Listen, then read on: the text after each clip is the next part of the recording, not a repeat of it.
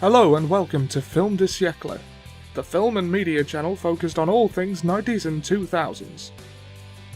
This week, Seb and Ollie will be discussing Star Wars Episode 3 Revenge of the Sith.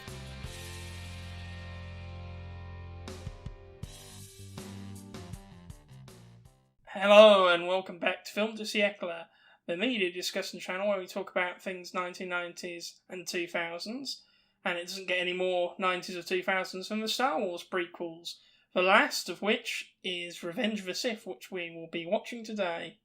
Ollie, what are your memories of Revenge of the Sith? I have less of this one, despite probably having watched it more on balance over the years, because it's better. Yeah. The Phantom Menace was a big deal for me because it was the first new Star Wars film I'd ever seen. Yeah. Like, Attack of the Clones I watched a lot of times in hospital, but I don't really have any sort of context like that for Revenge of the Sith. It was just a pretty good Star Wars film that I went to see at the cinema a couple of times, and then got on DVD when it came out. Yeah, it was sort of the early teenage years where these sorts of special events were kind of normalised. Yeah. Having said that, I did really like this movie. I think that a lot of people seem to agree that this is the best of the three prequels. And this is people who liked the prequels and people who didn't. You know, people who didn't do begrudgingly admit that this is the best one of the three. I won't call Phantom Menace or Attack of the Clones good films, but I will legitimately defend Revenge of the Sith as at least a solid film. Like, not necessarily a great one, but by no means a bad one either. It's a decent time. Like all of these movies, there's a lot to appreciate. My particular memories of this one, I must have been like 2005, right? So I would have been 13. I remember getting my mom to see it with me. I don't think she was terribly interested in the movie, but it was how I got to the cinema to watch it. I saw it at the Bermuda Park one. I remember that much. Yeah, it was okay. I liked it enough at the time. I thought it was a pretty good conclusion to the trilogy, and I thought it set up episode 4 really well. Yeah. I don't remember being as excited for this one as episode 2, but just to show you the date and time, this was when I was having flying lessons. I seem to remember there was a new trailer for Revenge of the Sith had just come out, so I left it on my computer to download.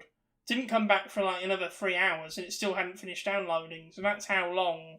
This shows how long ago it was. Yeah, that's quite a while ago. I'm also not sure if I had any particular merchandise to do with this movie. Perhaps I'd grown out of that a bit at that stage, but I remember getting on DVD, and I think it was the first Star Wars movie I got on DVD. I remember talking about it with friends at school, or with a specific friend at school, who also seemed to very much enjoy it. And although we both agreed that Palpatine's announcement of Vader was a bit nonchalant. Yeah. Darth Vader. Yeah, Yes. fuck it, that'll do. Vader. Vader, that sounds good. I do remember it being talked about. I remember speaking to somebody who I didn't usually speak to at school, just because I heard that they went to see it. I think they were one of the first who did, and they're like, I was like, oh, so how was it? It's like, he had it all when he threw it all away, and I was like, oh wow, I can't wait to see this. He did, though. Yeah, that is very true. That is very true. But he was scared of losing it, though, is the thing. Yeah, it was the darkest and the most tragic of all of them, and I think that's why so many people appreciate this one. Yeah, it is quite dark, especially for a Star Wars prequel. Well, I think Phantom Menace, above all else, gave the prequels a bit of a reputation for being a bit kiddie. Yeah, but at the end of the day, that's who they're there for. Yeah, and, well, even if it was true there, it wasn't really true in Attack of the Clones, was it? No. I think that one would be a bit slow for kids. Yeah, I can understand that. It was fine for me, though. Yeah, it's, as you say, it's quite a bit darker. Much more serious. I remember liking this one more and more over time, and I think it did help some people reevaluate the prequels. Yeah. And, well, even if not, some people just admitted that there was one prequel that was alright. Yeah, and in particular, a lot of people who were big fans of the original trilogy, not so much for prequels, did appreciate how well done the Rise of Darth Vader was. Yeah. Personally, I felt it was a little bit sudden at the time, but with the Clone Wars to backfill, it's not really. Even without, if you think about it, a lot of the decisions made, even the quick ones, make sense. Although I watched this the last time I watched this, I had just binge watched the Clone Wars because it was that full Star Wars binge on Disney Plus. Was this the second time you'd watched the Clone Wars in its entirety? Well, I'd never watched the Clone Wars in its entirety before. I'd watched what episodes I could catch on Sky Movies when it was on. Yeah. So I caught all of season 1 and 2, most of season 4, and it's but It was much the same for me until I watched the whole thing in one go. But if you go straight into this after watching the Clone Wars all in one go, it all seems very fast. And was this with the final season added in? No, this was before that came out. I bet it'd be quite the experience with the Siege of Mandalore in the mix as well. And possibly some of the first episode of The Bad Batch. Yeah, I think we had this conversation last week as well. Yeah, we did. We both remember feeling fondly about this one. Yeah, I actually have more memories of the PS2 game Revenge of the Sith around when the film came out than the film, because I played the game first. Wasn't that one where you could play as loads of characters and there was a fighting mode to it as well? Yeah, I think there was a dual mode where you could play as... I can't remember. If you completed the game on all levels, you unlocked Ben Kenobi and Darth Vader. Okay, so episode 4 versions of them. Yeah. But you could also play as Anakin and Obi-Wan in this era. What, in the Revenge of the Sith game? You're joking? Yeah. In the dual mode. Who else? I don't know who else was there. I don't think Grievous was playable. I can't remember who else was. Sindralic might have been. Remind me who that is? He doesn't appear in the film. Oh, is he sort of a player insert character? You sort of see him in the hologram, the youngling hologram. He's never named in the film though. Oh, okay, so he's just a background extra who they elevate for the video game. Yeah. Sometimes in my head I accidentally merge Sindralic with Quinlan and Voss and have them be one character in my head, even though they're not. Fair enough. I don't know why I do that, but for some reason that's a thing my head does. Well, now we've established this particular movie's role in the Star Wars zeitgeist, shall we give it a look at and see what we think of it today? Yeah, alright, why not? See you after the credits roll, I suppose. And welcome back. We've just finished watching Revenge of the Sith. Ollie, did you like the movie? Yeah, I did. It's a film I'm very familiar with. We'll get to some more obscure stuff at a later date. Yeah, it's probably one of the comfort films I put on in the background when I'm bored or something. Is it the bit where the children get sliced up, or the bit where the woman dies in childbirth? I mean, how do you pick between the two? I know, right? Yeah. Nice and comfortable. Yeah. No, it's just that I'm very familiar with it. Yeah, I know what you're saying. It's a movie that we've probably seen hundreds of times between us. Yeah, it goes right into the action, right from the beginning, which is great if you're into that. Yeah, the action's good in this one. I'm still not a fan of the CGI in this movie. For some reason, I thought the Vulture droids were called Volta droids originally.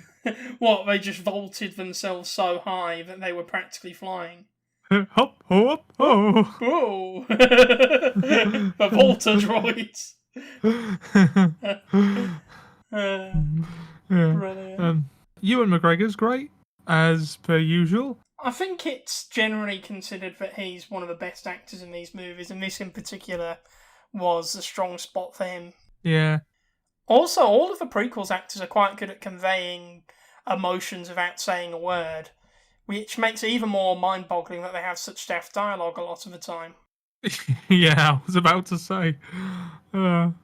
Because Anakin as Darth Vader, you can believe. He's just so good at showing anger and a sense of betrayal and fear and dread for the future.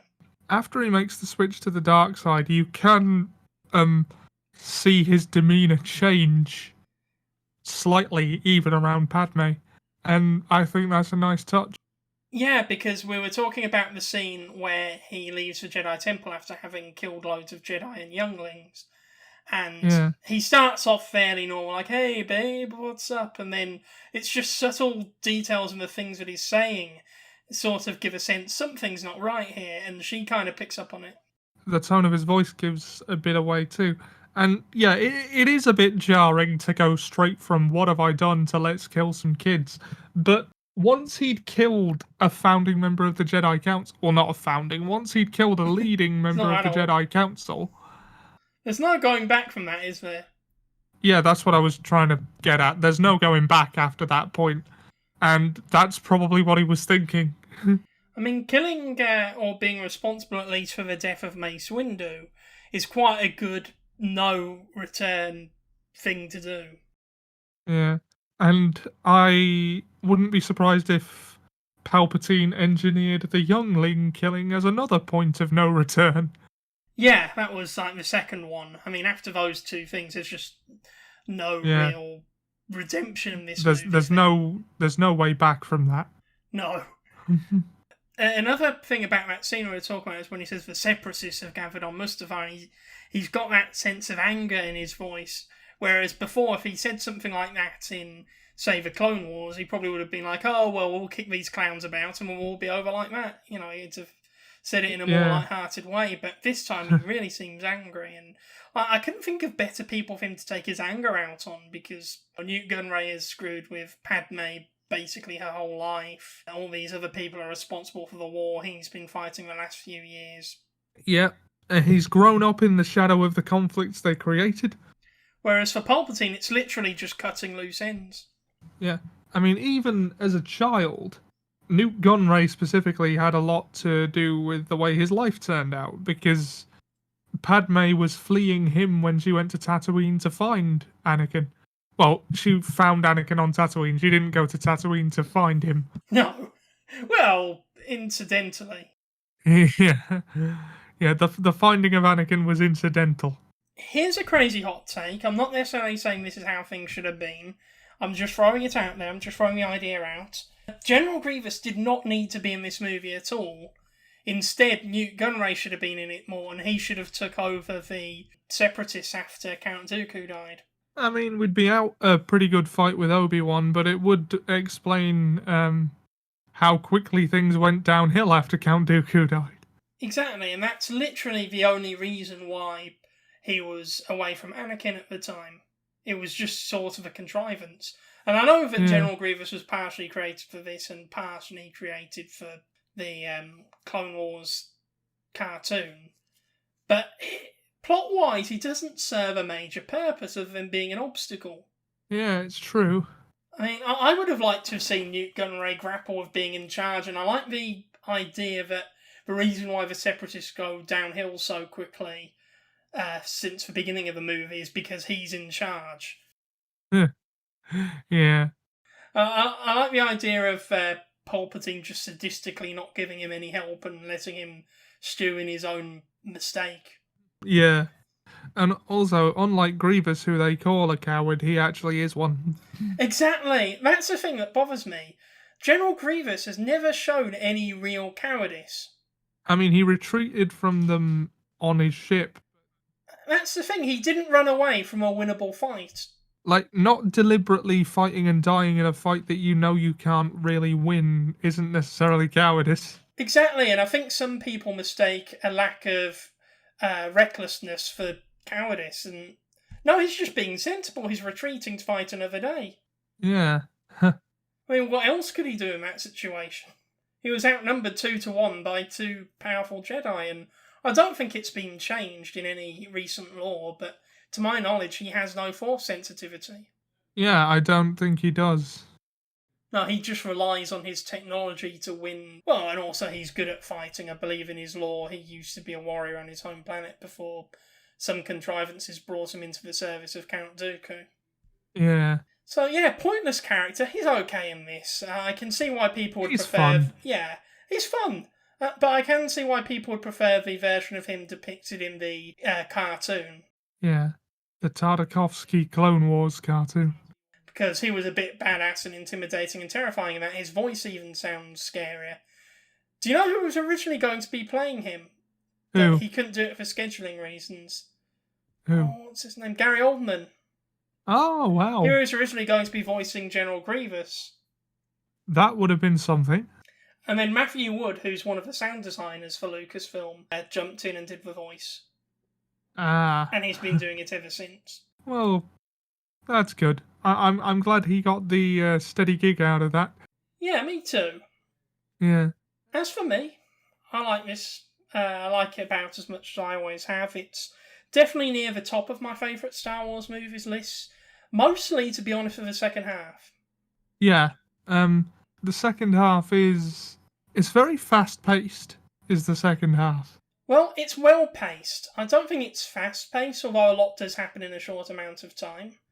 Yeah. I think it's paced well because if you notice, each scene lasts about a minute and a half, and then it's on to the next one, on to the next one. It's particularly well on all the scenes in Coruscant where you've got Palpatine slowly increasing his grip, and then you've got arguing with the Jedi, then you've got talking to Obi-Wan, then you've got talking to Padme, and there's a lot of back and forth between all these characters and Anakin. I think Anakin's in virtually every scene.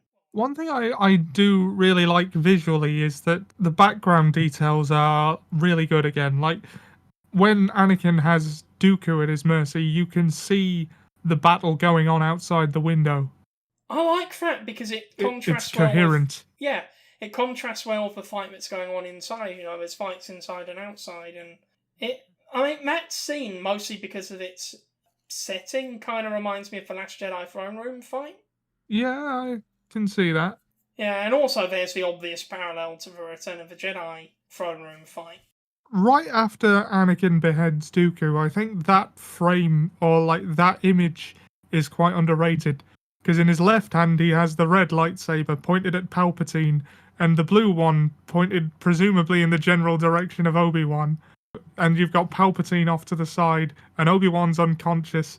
Like, you could pretend to read a lot into that. Oh yeah, and I've always thought the same thing, even as a child, with the fighting Attack of the Clones, when Anakin and Count Dooku are fighting close up, and you see like the flashes of red and blue on his face. Yeah. You know, because this is the sort of transitional movie between him being a pure young person and him being a Dark Lord of the Sith. Yeah, yeah. So, what did you think of Anakin's turn to the dark side, by the way? I think I'm far too familiar with it to say anything particularly profound, but yeah, I thought it was alright. I thought it was really well done, especially the later stuff, like him slaughtering the separatists, him finally being put in the suit. The suit scene's everything you imagine it's going to be. Yeah, yeah. Because we all sort of had our own mental image of what this was going to be before this movie came out, and that did not disappoint at all. No, I wouldn't say so either. And again, the background detail, I love when the mask goes on and he looks terrified as it goes over his face. You know, like he's being entombed in it. And then afterwards, when he breathes for the first time, you see the smoke in the air move when he breathes. Yeah. One of my favourite visuals is the last time him and Obi-Wan talk to each other. Obi-Wan's standing out in the sunlight and Anakin's hanging back in the shadows. It's not very subtle, but I like it. That's one of those perfect scenes, and I love it, because you know they're never going to see each other again as friends, and, you know, that makes it even more heartbreaking. I'd say it's probably not as good as the sum of its parts, but some of its parts are really good. A bit like Darth Vader himself. Yeah, I suppose. Or General Grievous. Yeah. Yeah, I kind of agree. I feel like the first half of the movie has a lot more in common with the prequels, and the second half has a lot more in common with the original trilogy, and I suppose that's intentional. I don't know if I'd say that, but I sort of see what you mean. It's like there's a heavy emphasis of world building in the prequels that isn't there to the same extent in the original trilogy, which has a lot more character moments and sort of emotion, really. Yeah. And you get that in the second half of this movie. But you know the scenes that are perfect in this movie. There's several of them. There's a few goofy things, especially near the beginning. I mean, we do still have one awkward bit of dialogue between Anakin and Padme when they're like, "Oh, well, I'm so in love with you." "No, I'm so in love with you." And you're like, Yeah. well, this is like the kind of stuff that Episode 2 got panned for. But it's literally only that one scene, and most of the dialogue between them for the rest of the movie is really good. In fact, Yeah, the relationship is a lot more believable in this movie. yeah, you can believe that 3 years of getting to know you, getting to know all about you has happened. Yeah. In the midst of a war as well. Like, also, Hayden Christensen and Natalie Portman both played the part beautifully when she told him that she was pregnant. yeah, that was legitimately very good. Yeah, because Anakin is genuinely happy about the news, but is also wary and is also frightened, and so is she, and you can tell there's sort of this, oh shit, now what? Yeah. There was actually a deleted scene, well, I say deleted scene, I don't think it was ever filmed, but was in the script a while back, and I think made its way into the novelisation, where partway between Anakin, well, assumably just before he leaves for Utapau, Obi-Wan meets Padme and tells her that he knows, and tries to, find out what's happening with Anakin, and saying that he'll support them or whatever, and won't tell on them, and that would have been a really nice scene if they filmed that. I don't know how it would have worked into the finished movie, but I feel like that's missing, because it's so weird to me, even after the Clone Wars, that Anakin never explicitly talked about it to Obi-Wan. Yeah, I mean, he blatantly knew. Especially if you've watched the Clone Wars, he blatantly knew. Oh, yeah. Yeah. Ahsoka knew as well. Oh, yeah, of course she did, but she wasn't telling. I think the Jedi Council knew as well, and that's why they sent him on that one mission in the Clone Wars. They sent Padme on that one mission in the Clone Wars just to fuck with him. I forgot all about that. That was hilarious. Yeah. The Jedi Council know that Anakin has broken their code and married Padme, so send Padme on a mission to seduce an old flame. Seduce him, you must. Cock Anakin we shall. I can just picture them like around the table at a cantina saying, "Oh, wouldn't this be fun?" Do you know what? Let's do it. Let's do it. I love that. That was a weird subplot, but it's hilarious. Yeah. Just because everything contrives to make it look bad for Padme. Yeah. Like, I think there was one bit where he tries to kiss her and he walks in at that exact moment, and there were several other scenes where Anakin walks in at exactly the wrong moment. Yeah. I mean, I wouldn't call it a good subplot, but it was... It's certainly funny that it happened. It kind of reminds me of Jingle All the Way, when Howard keeps walking in on his wife in compromising situations with the neighbour, but usually a second before she rejects him. Yeah. Brilliant. He was feeling up my wife. No, Ted, you must not grope me.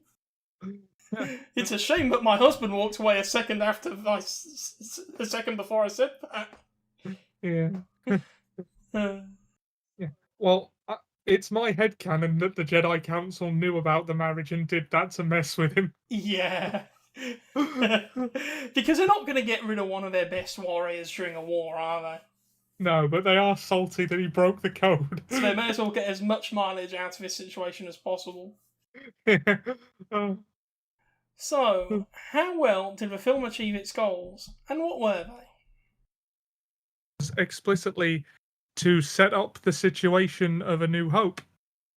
And, I think it did that pretty well. It's kind of constraining to have to make a movie that bridges the gap between two existing movies. Yeah. But it's done well. The thing about prequels is that they have to lead into the original, and that means that, well, obviously, since Star Wars starts in the midst of a civil war, it starts in a bad situation. The prequels had to start with The Phantom Menace. The status quo was preserved, and we see the degradation of that situation. Which is why I think it's such a brilliant story to tell. Yeah. Whether or not it was told well, you can debate until you're blue in the face, but it was a good story.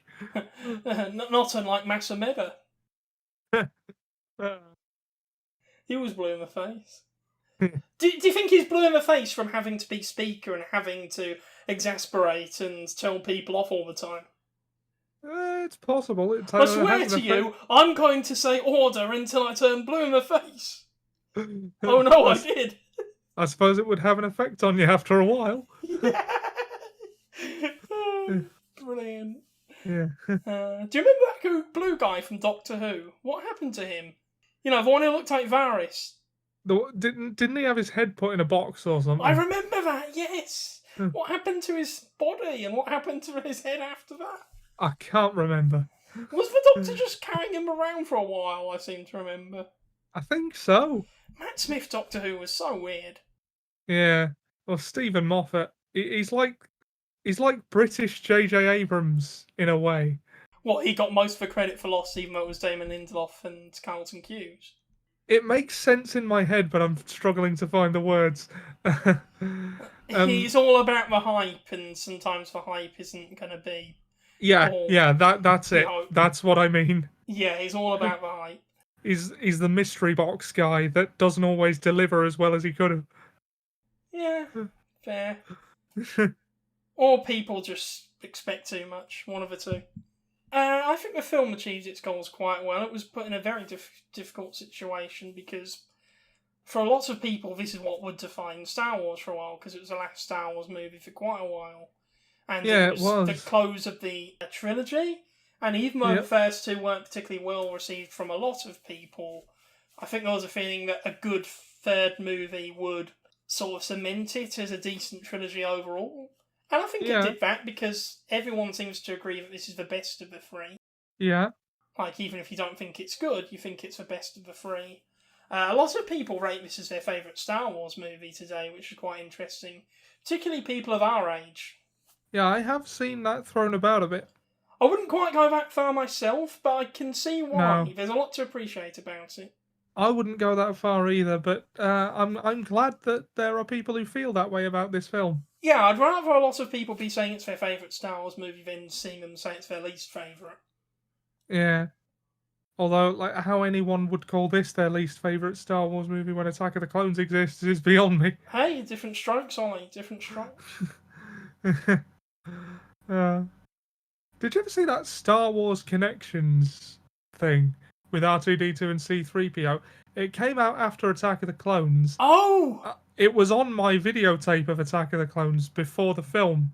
Ollie, was that the DVD that was like in the Royal Mail, the Daily Mail or whatever, which had Anthony Daniels sort of narrating the events of Star Wars? Yeah, sort of.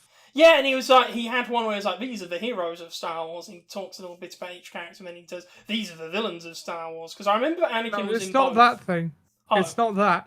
R2-D2 and C-3PO sort of present like a retrospective of Anakin to Luke, to Vader, to Luke, and just the story of Star Wars. Okay, so basically, if you've not got time, you can hear Anthony Daniels tell the story. Yeah, it's basically a recap, but Revenge of the Sith wasn't out yet. Yeah, so I suppose there must have been an awkward gap in the middle. And then the Clone Wars started. They sort of gloss over it. He goes, Master Anakin fought bravely in the battle that started the Clone Wars, but tragically he turned to the dark side and became Darth Vader. Just like on a whim. Yeah. You know what? I've had enough of this. I'm turning to the dark side. When he says he turned to the dark side, he shows a bit of the Tusken massacre, and then it just cuts to Darth Vader walking onto the Tantive. So they sort of gloss over that bit. But then again, I suppose there wasn't really much they could do at that point. Yeah.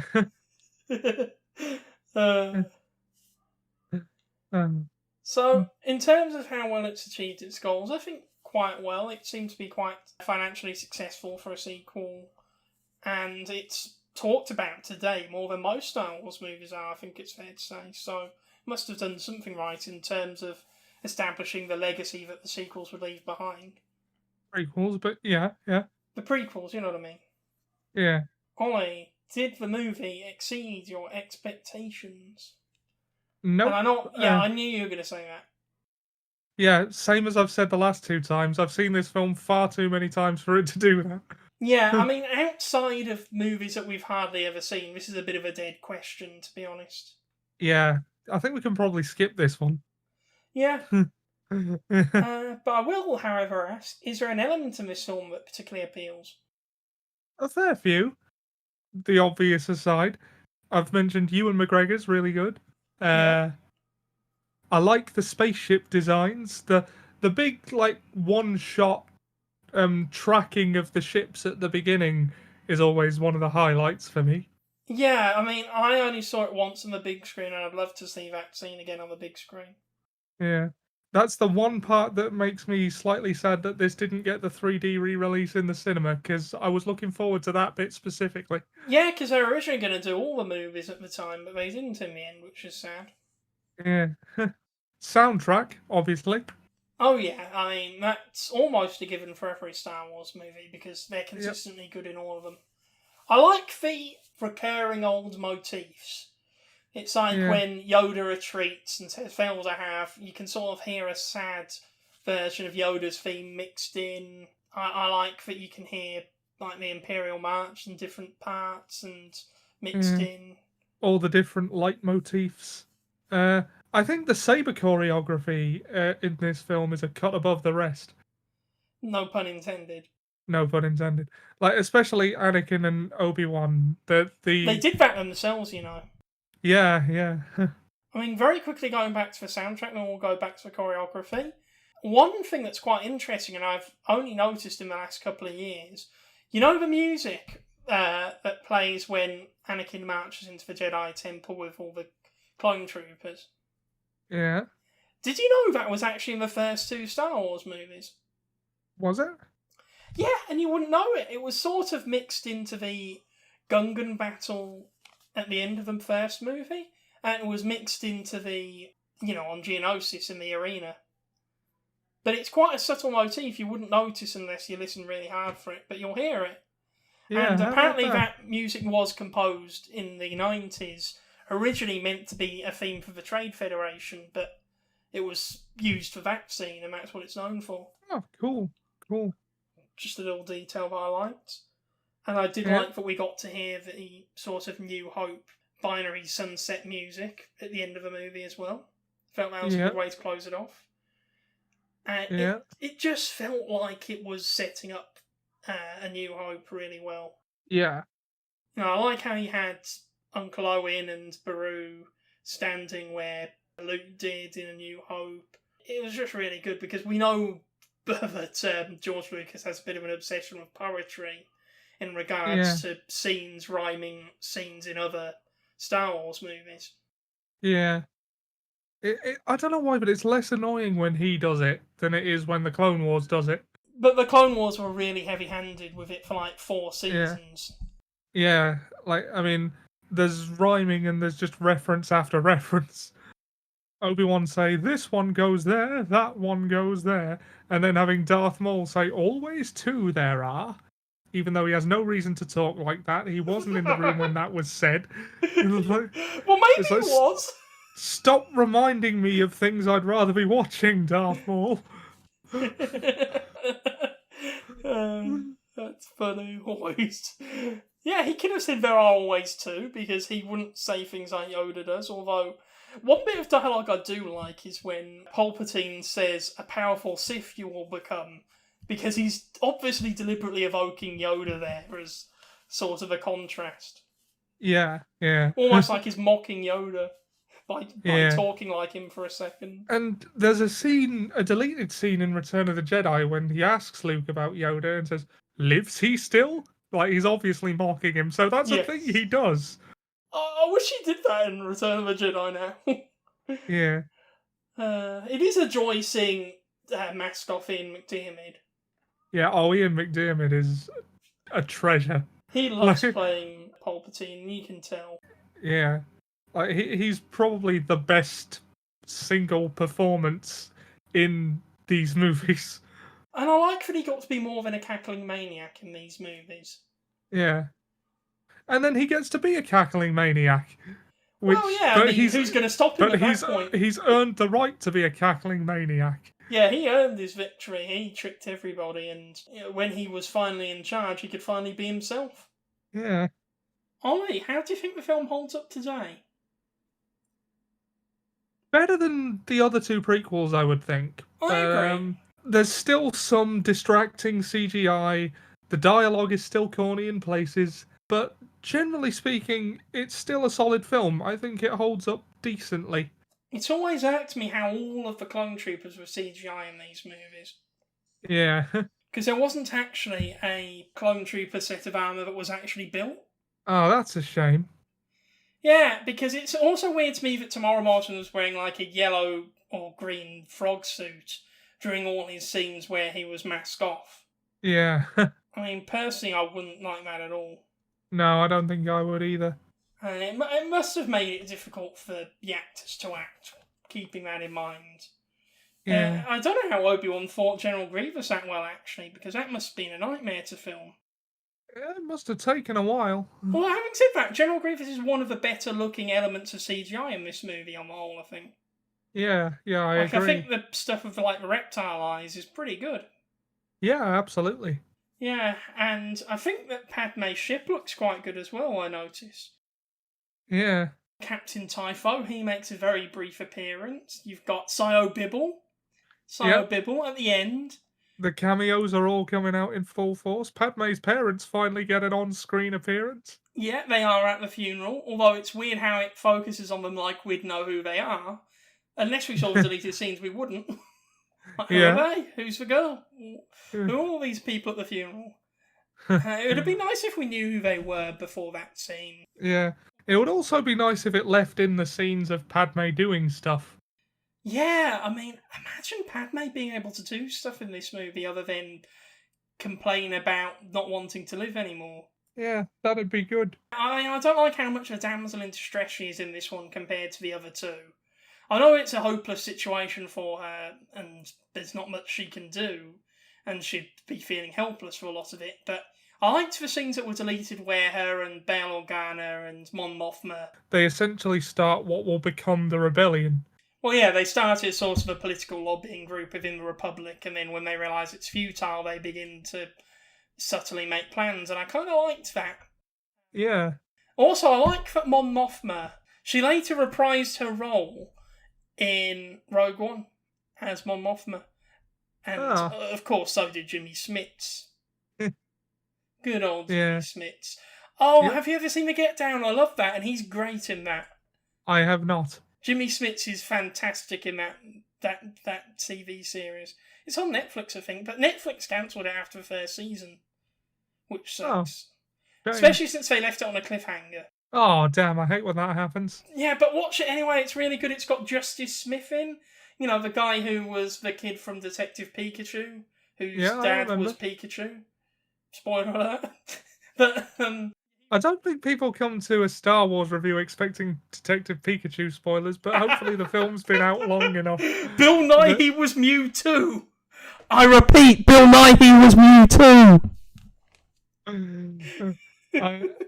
Hopefully the film has been long enough that anyone who's seen both of these will have seen it.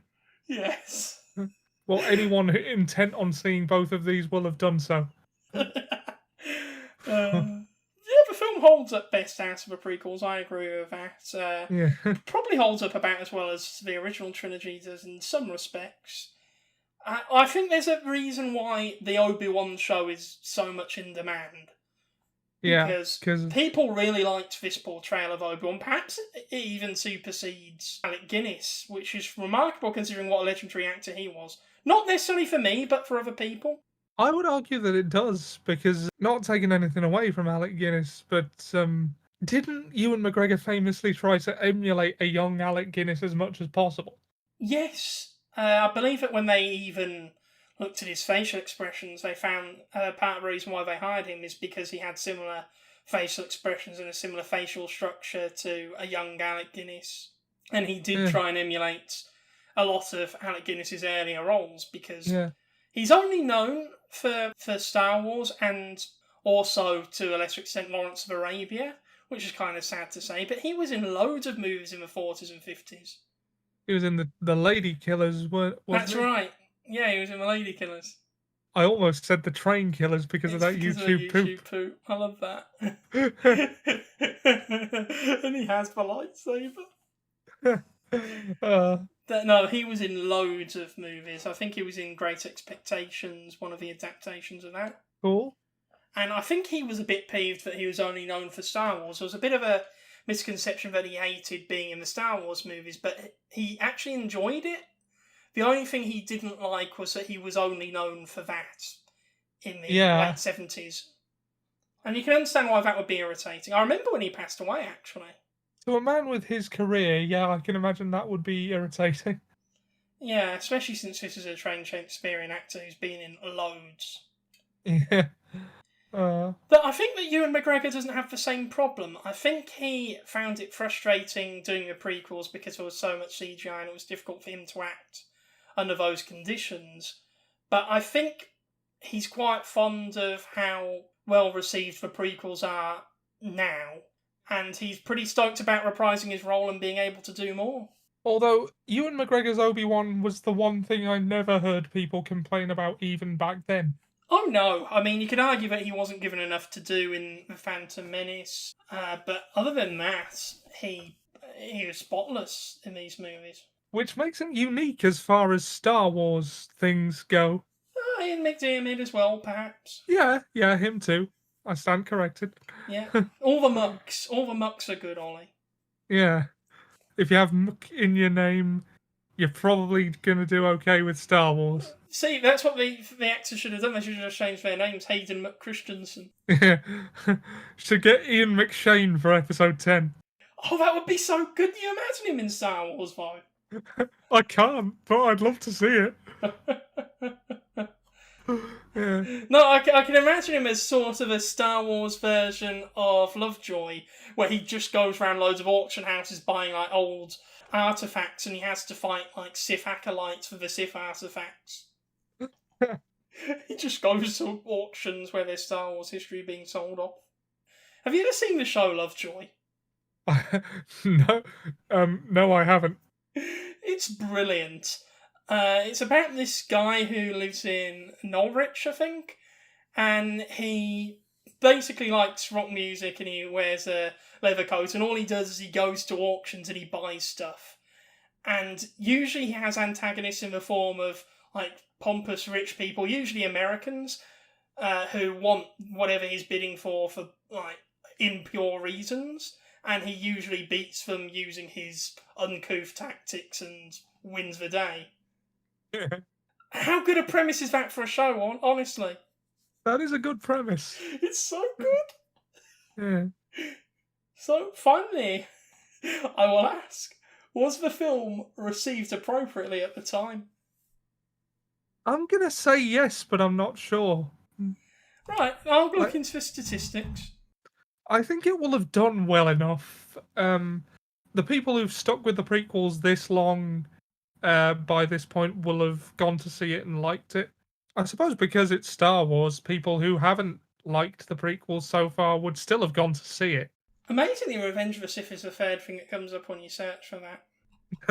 Ollie, it had a budget of 113 million, which I remember is exactly the same as what the previous two prequels had each. Yeah. And it had a box office of 868.4 million. Wow, very good. Yeah, made its profit, made nearly as much as Attack of the Clones did, which is good. Yeah. I remember looking on Rotten Tomatoes years ago and seeing that this was well received for a prequel, let's say. Yeah, I'm going to come to that in a bit. I think it was criticised. There was actually a very small boycott in which a few people claimed it had a liberal bias and was a commentary on the George W. Bush administration in Iraq War. Clearly didn't have any impact on the numbers, though. The more things change, the more they stay the same. Exactly. That's hilarious. A few people criticised Hayden Christensen's acting. A few people said that, well, someone said it was the greatest work of art in recent memory. I mean, that might be overselling it, but I really like it. Roger Ebert gave it 3.5 out of 4 stars, and he said he wished that episode 2 was more like it. I can get behind that. And he said that the dialogue throughout the movie was once again its weakest point. For Yeah. the most part, I think is right. Yeah, I'd agree. From my point of view, the Jedi are evil is still kind of... I mean, I know he's really brainwashed at this point, but still. But, like, even then, in the heat of that moment, you wouldn't say, from my point of view, you'd scream, shut up, or just attack him. Yeah, you'd just be snarling at each other at that stage. Yeah. Yeah. Also, I do feel like at that point, Obi-Wan still should have done more to try and talk Anakin round. Yeah. Like, he could have at least told him that Padme didn't know he was on the ship.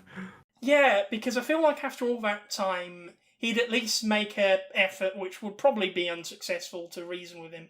You turned her against me? Actually, she had no idea I was here, but I am here to kill you. Well, interestingly enough, do you know what the... who would you say would prefer this out of the critics and the audience, actually? I want to say the audience, but I have a feeling it's going to be the critics. Do you know what? You're right for this one, Ollie. 80% on Rotten Tomatoes from the critics, and 66% from the audience. Ah. And the critics' consensus reads, with Episode 3, Revenge of the Sith, George Lucas brings his second Star Wars trilogy to a suitably thrilling and often poignant, if still a bit uneven, conclusion. Yeah, I think that's fair. But I feel like these sentences are often, well, they're literally just sentences, are so generic that it's hard to disagree with them. Yeah, a lot of the time that is true. But I do think they summed it up well in a sentence. It's still got its problems, but on the whole, it's a vast improvement on the last two, and it's a really good conclusion to the saga at this point. Yeah. And I think it works well going into the prequels, the original trilogy, because if you watch it in the chronological order, then you'll go into episodes 4 to 6. You'll have the big twist spoiled for you, but you will better understand the character motivations and probably be a bit more shocked of how little of Anakin there is left in Darth Vader when you watch A New Hope for the first time. I still don't know what order I'd watch the movies in. Although lately I have been, like, if I've been watching them all, I've been watching them in chronological order. You really do get a sense of the scale of the story if you do that. Yeah, you do. I mean, especially if you include the sequels. Yeah, I mean, including all three trilogies, that's what, nearly 60 years of storytelling there? Yeah. Which is remarkable when you think of like the generations of characters that are explored for all these movies. Yeah. Also, do you know what's weird? This is the first movie where Mace Windu has an actual character. Yeah, it's true. It's true. He's basically just there for the first two. Yeah, he's basically just there to agree with whatever Yoda says, and in this one, he's a bit standoffish and a bit of a prick. In The Phantom Menace, he's there to agree with whatever Yoda says and say, don't train Anakin. In Attack of the Clones, much the same, but he's also there to kill Jango Fett and be badass for a bit. He gets to say this part is over, which confirms the existence of parties in Star Wars. Yeah. And that the Jedi are aware enough of them to use that phrase, like, off the top of the head. Yeah, I mean, I'd still invite Jedi to my party, even if they wouldn't be particularly fun. Do you suppose the Jedi have birthday parties for the younglings? Like, is that They a thing should! that It would be really sad and soulless if they didn't. Yeah. I mean, Yoda knows how old he is, so assumably he has a milestone for the year he was born. Yeah, well, they have standard months and years in Star Wars, don't they? Like, they have a standard calendar. Yeah, which is kind of interesting. I think it's Coruscant's calendar, if I remember correctly. Yeah, which coincidentally happens to be, like, what ours is, I think. Well, yeah, that just makes it easier. Yeah. I'm not too bothered by that at all. Yeah. So, would you care to conclude, Ollie? Well, I don't know what else there is to say. It's a pretty damn good conclusion to, well, a trilogy that you already know what you think of at this point. If you like the first two, you'll definitely like this one. If you don't, you still might, I think. Yeah. Like, if you can separate it in your head from the fact that you don't like the prequels. Yeah, I mean, it's got the best action of the three. It's the most emotional of the three. It's perhaps got the best acting of the three, particularly Yeah. from the leads, because there's less of the awkward, cringy dialogue in this one than there was in the first two. Yeah. It's still there, but it's not an overwhelming presence in this movie. Yeah. I mean, I like the set design. I like most of the planets. Utapau's never really done it for me, but the others are visually interesting. And I like that Mustafar continues to be used in Star Wars media to this day, sort of in association with Darth Vader. Yeah.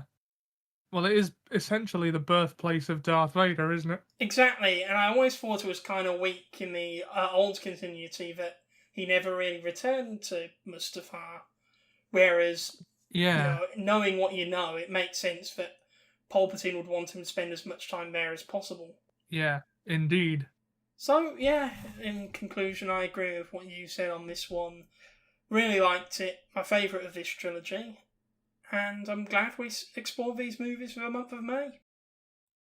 Next week, we've finally got the promised end of the Potter series of movies. What? An octology? What's the term? Octology, is it? The octology, yeah, the Potter octology. It's octology sounds like it would be right, but don't hold me to that. You know we won't, but we've got 7 and 8 anyway, so Yeah. enjoy seeing what we thought of the ending of that series of movies. I'll be curious too, because we recorded that ages ago. Yes. I can't remember what I said at this point. Neither do I, but we can look forward to that in June. Yeah. Anyway, Okay. We will see you next week. Please like this video, leave us a comment telling us what you thought of Revenge of the Sith, or if you disagree with any of our spicy hot takes, just let us know. We haven't got any particularly hot takes, but yeah. Subscribe to the channel. May the Force be with you. We'll see you next time. See you next time.